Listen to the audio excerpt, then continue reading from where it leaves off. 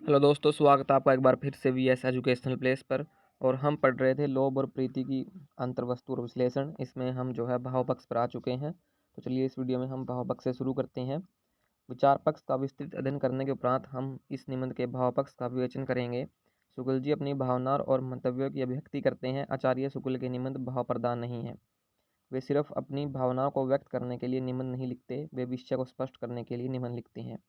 हालांकि विषय का बौद्धिक विवेचन करते हुए कई बार वे भाव विह्वल भी हो जाते हैं, अपनी भावनाओं को भी अभिव्यक्त करने लग जाते हैं। इस क्रम में प्रेम, सहानुभूति, सात्विक, क्रोध, घृणा आदि भाव को भी अभिव्यक्त करने लग जाते हैं। हालांकि उनके निबंधों में ऐसे अवसर बहुत कम आते हैं। जब भी ऐसे अवसर आते हैं, शुक्ल जी खुलकर अपने हृदयगत भावों को अभिव्यक्त करते हैं। यह अवश्य है कि वे इस अभिव्यक्ति के तुरंत बाद अपने मूल विषय पर आ जाते हैं और मूल विषय का वैचारिक विवेचन करने में रम जाते हैं। लोभ और प्रीति निबंध को इस दृष्टि से भी पढ़ा जा सकता है। जब तक शुक्ल जी अपने विषय को स्पष्ट करते हैं, तब तक वे कोई भावनात्मक प्रतिक्रिया नहीं देते। जो ही वे किसी स्थिति से असहमत होते हैं, तब तुरंत भावनात्मक प्रतिक्रिया दे देते हैं। ऐसे में उनका भावनात्मक आवेग उदाहरणों में सबसे अधिक प्रकट होता है। लोभ और प्रीति में शुक्ल जी लोभी व्यक्ति को पसंद नहीं करते, इसलिए मिठाई के लोभी व्यक्ति पर टिप्पणी करते हुए लिख जाते हैं, चौबे जी पेट भर भोजन के ऊपर भी पेड़े पर हाथ फेरते हैं।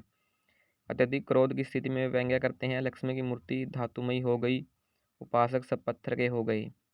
हल्का सा क्रोध व्यक्त करते हुए कहते हैं, मोटे आदमियों, तुम जरा से दुबले हो जाते, अपने अंदेशे से ही सही तो न जाने कितनी ठठरियों पर मांस चढ़ जाता। शुक्ल जी देश प्रेम के समर्थक थे। प्रेम को देश प्रेम तक विकसित करते हुए शुक्ल जी भावुक हो गए।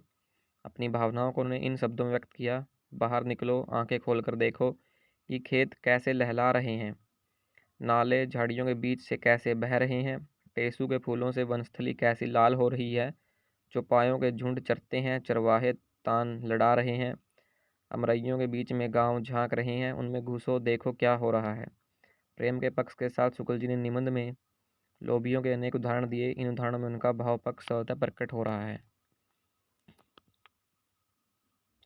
अपनी नाराजगी और क्रोध को दबाते हुए उसे परिहास और व्यंग्य मिलाकर व्यक्त करते हुए शुक्ल जी लिखते हैं, लोभियो तुम्हारा अक्रोध, तुम्हारा इंद्रिय निग्रह, तुम्हारी समता, तुम्हारा तप अनुकरणीय है, तुम्हारी निष्ठुरता, तुम्हारी निर्जलता, तुम्हारी अविवेक, तुम्हारा अन्याय विगरणीय है। तुम धन्य हो, तुम्हें धिकार है। यहाँ धन्य भी धिकार का अर्थ दे रहा है, और यह सब उनकी भावनात्मक प्रतिक्रिया के कारण है। दरअसल शुक्ल जी की भावुकता भी उनके विवेक के अधीन है। उनका भाव पक्ष विचार पक्ष द्वारा नियंत्रित और संचालित है, इसलिए यहाँ भी वे प्रवाह में बहते नहीं। चोट करके, विरोध करके, नाराजगी प्रकट करके वे पुनः विचार करने लग जाते हैं। इस तरह हम कह सकते हैं कि आचार्य शुक्ल जी विचार करते करते कभी कभी भावुक हो जाते हैं, और भावुक होते हुए भी उनकी विचार चेतना जागृत रहती है। तब वे अपने मूल विषय पर पुनः आ जाते हैं। अब हम भाषा शैली देख लेते हैं लोभ और प्रीति की। आचार्य रामचंद्र शुक्ल की भाषा राजा लक्ष्मण सिंह की भाषा परंपरा में आती है। उन्होंने राजा शिव प्रसाद सितारे हिंदी की भाषा का अनुसरण नहीं किया। उनकी भाषा संस्कृत तत्समनिष्ठ थी, तब भी भाषा दुर्रू नहीं थी। अर्थ की गंभीरता के साथ सहज तार्किक प्रभाव उनकी भाषा की अपनी विशेषता है। क्योंकि उन्होंने गंभीर सैद्धांतिक विषयों का विवेचन किया है, इसलिए यह गंभीरता खटकती नहीं। हालांकि वे कई बार तद्भव शब्दों का प्रयोग कर जाते हैं, जब वे सहज परिहास वृत्ति से अपने विषय से थोड़ा सा भटकते हैं। यह भटकन भी उनकी एक शैली है। सबकी टकटकी टके पर लग गई, इस तरह के सूचनात्मक वाक्य में उनकी भाषा थोड़ी सहज होती है। भाव व्यक्ति के समय शुक्ल जी की भाषा भी काव्यात्मक हो जाती है। हालांकि ऐसे अवसर बहुत कम आते हैं। इस निबंध में देश प्रेम का विवेचन करते हुए उन्होंने काव्यात्मक गद्य लिखा है। वे कई बार सूत्र लिखते हैं और फिर उस सूत्र की व्याख्या करते हैं। जब विषय जटिल होता है तो वे उदाहरणों के द्वारा भी वे उस सूत्र को समझाते हैं। कई बार विश्लेषण के पश्चात भी वे सूत्र वाक्य द्वारा अपने मत को स्थिर करते हैं।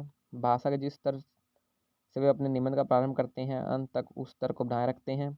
ऐसा शायद ही होता हो कि निबंध का एक हिस्सा अधिक प्राणवान हो और गरिष्ठ हो और दूसरा हिस्सा सरल हो। उनके लेखन का मानसिक स्तर बराबर समान बना रहता है। इसका एक कारण यह भी है कि वे निबंधों में मौलिक चिंतन करते हैं। यह मौलिकता उनकी शैली को प्रौढ़ बनाए रखती है। आचार्य रामचंद्र शुक्ल अपने मत को पुष्ट करने के लिए मान्य विद्वानों के मतों को उद्धृत नहीं करते, जैसा आचार्य हजारी प्रसाद द्विवेदी के निबंधों में देखने को मिलता है। जहाँ पर भी वे किसी भारतीय या पाश्चात्य विद्वान को उद्धृत करते हैं, वहाँ उस मत को पर्याप्त सरल और सामान्य रूप में प्रस्तुत करते हैं। यहाँ उदाहरण की गंभीरता कम हो जाती है। इसका कारण शायद यह है कि उनकी अपनी दृष्टि में अपना मत ही पर्याप्त गंभीर और मौलिक है। अंत अपने मत को स्पष्ट करने के लिए उन्हें किसी अन्य के उदाहरण की आवश्यकता महसूस नहीं होती। निबंध में आचार्य शुक्ल का व्यक्तित्व यह देख लेते हैं। आचार्य रामचंद्र शुक्ल गंभीर आलोचक, निबंध लेखक और गंभीर शिक्षक रहे हैं। मनोविज्ञान निबंध लिखते समय वे एक अच्छे शिक्षक के रूप में भी दिखाई देते हैं। वे गुड से गुड बातों को, जटिल से जटिल विषय को उसकी जटिलता बनाए रखते हुए भी पाठकों को समझा देते हैं। यह समझाने का आग्रह शुक्ल जी के अध्यापक रूप से आया है। इसे समझाने के लिए कई बार निबंध में कुछ उदाहरण देकर अपनी बात स्पष्ट करते हैं। प्रस्तुत निबंध में उन्होंने लोभ और प्रीति का स्वरूप, उनका विविध रूप, इनके परस्पर परिवर्तन आदि सभी बातों को समझा दिया है। उनके चिंतन की स्पष्टता करते हुए उनके आलोचक के चिंतन से तो आया ही है, उनके दायित्व से भी आया है। इसके साथ शुक्ल जी के वक्तव्य में सहज परिहास, प्रीति और व्यंग्य भी देखने को मिलता है। वे चोट करते हैं तो सहलाते भी हैं, झुंझलाते हैं तो नाराज भी होते हैं, समझाते हैं तो फटकारते भी हैं, लेकिन वे लगातार कुछ न कुछ बातें कहते रहना चाहते हैं। इसके बावजूद शुक्ल जी कभी हल्का फुल्का मजाक नहीं करते, उसमें फिर उनके वक्तव्य की गरिमा और मर्यादा बनी रहती है। फिर वे चोट के द्वारा पाठक को समझा भी देते हैं। उनका लक्ष्यभूत पाठक व्यंग्य का शिकार व्यक्ति नहीं होता, वरना सामान्य पाठक होता है जिसके ज्ञान की वृद्धि करने के लिए लिख रहे होते हैं। इसलिए हम कह सकते हैं कि वे व्यंग्य करके प्रसन्न नहीं होते, करुणार्ध होते हैं और पाठक की उन स्थिति और मनोभूमि के प्रति सचेत करते हैं। तो हम व्याख्या पर आ चुके हैं। ये उदाहरण नंबर 1 दिया गया है। कोई वस्तु हमें बहुत अच्छी लगी, किसी वस्तु से हम बहुत सुख या आनंद मिला, इतने ही पर दुनिया में यह नहीं कहा जाता कि हमने लोभ किया। जब संवेदनात्मक अवयव के साथ इच्छात्मक अवयव का संयोग होगा, अर्थात जब उस वस्तु को प्राप्त करने की, दूर न करने की, नष्ट न होने देने की इच्छा प्रकट होगी, तभी हमारा लोभ लोगों पर खुलेगा। इच्छा, लोभ या प्रीति का ऐसा आवश्यक अंग है कि यदि किसी को कोई बहुत अच्छा या प्रिय लगता है तो लोग कहते हैं कि वह उसे चाहता है। तो उदाहरण 1 दिया गया है, इसकी व्याख्या करनी है। काफ़ी सरल सहज भाषा है, तो आप जो है आसानी से इसकी व्याख्या कर पाएंगे। आप इसे देख लीजिएगा एक बार। और इस तरह हम सारांश पर आ चुके हैं और हमारी इकाई 11 और इकाई 12 दोनों ही यहाँ पर समाप्त हो चुकी हैं। नेक्स्ट वीडियो में हम इकाई 13 पढ़ेंगे, जो है हजारी प्रसाद द्विवेदी और उनके निबंध। तो अगर आपको वीडियो पसंद आई हो तो वीडियो लाइक कीजिए, चैनल सब्सक्राइब कीजिए। ऐसे इन्फॉर्मेटिव वीडियो जानने के लिए बेल आइकन प्रेस कर लीजिए और इस वीडियो को अपने दोस्तों के साथ भी शेयर कीजिए। मिलते हैं नेक्स्ट वीडियो में, तब तक के लिए जय हिंद।